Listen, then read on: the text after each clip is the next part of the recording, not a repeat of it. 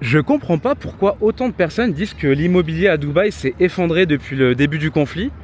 En fait, depuis plusieurs semaines, je vois énormément de publications d'influenceurs ou même des publications d'investisseurs qui annoncent que les prix ont chuté de 20 ou 30% ou plus à Dubaï.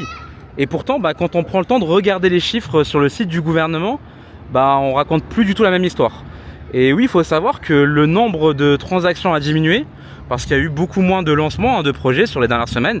Et ça s'explique par rapport au fait que le gouvernement a régulé les lancements. Mais ça ne veut pas automatiquement dire que les prix d'achat se sont effondrés. C'est deux indicateurs complètement différents. Et de mon côté, j'ai pris le temps d'analyser les chiffres communauté par communauté. Et dans la grande majorité des communautés les plus recherchées, j'ai pas observé de baisse importante des prix de vente dans plus de 90% des cas. Et vous pouvez même le vérifier vous-même sur des sites publics comme DXB Interact, où justement les chiffres sont clairs et précis pour les dernières transactions. Et honnêtement, pour ceux qui disent que les agents immobiliers de Dubaï sont des menteurs, parce qu'ils racontent à tout le monde que les prix n'ont pas baissé, en tout cas il y a quelque chose que ces personnes ne comprennent pas. C'est que si les prix ils avaient réellement baissé de 20-30% en plus sur des bons projets, eh bien je serais le premier à le dire.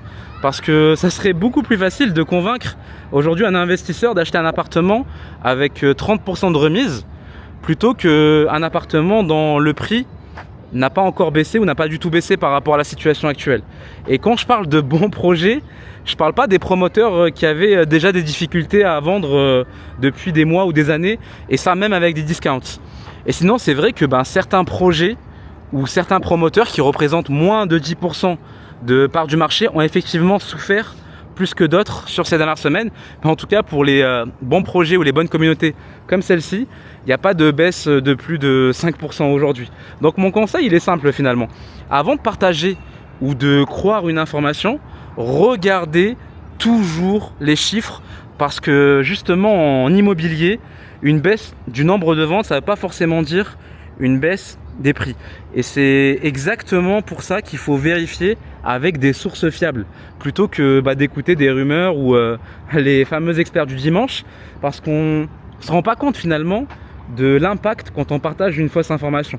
Et si vous voulez voir les chiffres communauté par communauté, je les détaille dans mes dernières vidéos.